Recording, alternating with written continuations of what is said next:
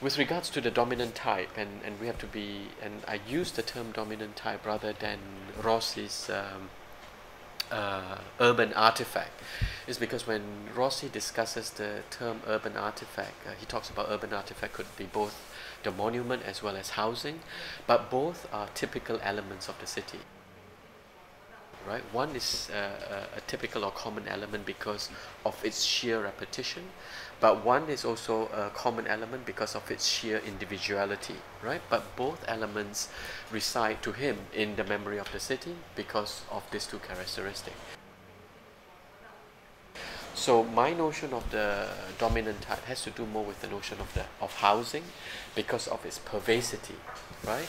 But it has less to do with the notion of memory because precisely as you said, these dominant types were produced in the moment of tabula rasa. There's no memory of housing as such, right?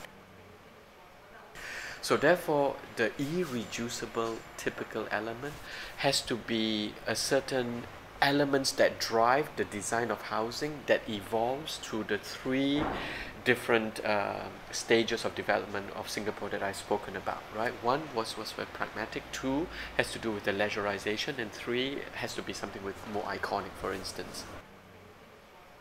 So in that sense, there is a certain typicality or a certain irreducible element that portrays the performance of those three themes, right, of what the city is, right? When if it is very pragmatic in the 60s all the way to 70s, the concern was always about how do we minimize circulation, how do we begin to fix a very efficient arrangement, how could we minimize location of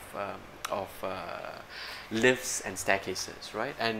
And this knowledge is knowledge that is shared by not only the architects who are involved in the production, but knowledge that also the user is very attuned to, right? So therefore, the dominant type not only becomes something that is replicable in terms of its as a model, but also as a knowledge, right? Because it is a knowledge that is shared by user and producer of those dominant types. And in that sense, it becomes a shared value.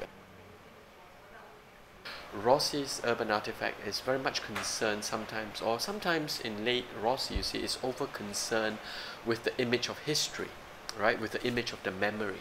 Whereas here, when we begin to discuss the issue of the dominant type, has more to do with the values, right, the political values, the societal values, cultural values, but also is driven by a certain economic logic, right, that is inherent in the organization of the housing types.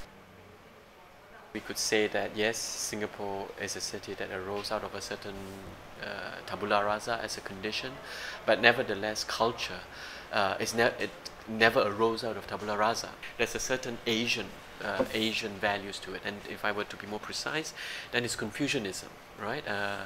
That we see in the far East cities, right? In Korea, in Japan, in China, Taiwan, Hong Kong, as well as Singapore.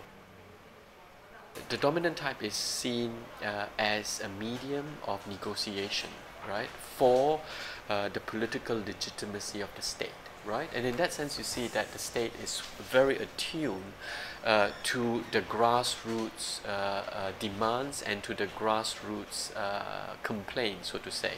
And housing as the dominant type has evolved very specifically to these demands, right? Whether they were the provision of basic housing to cater for the slum clearance and developments in the central area, later to families that are growing and to become more affluent, and of course later on that the provision of public housing is no longer seen as the minimum provision of housing.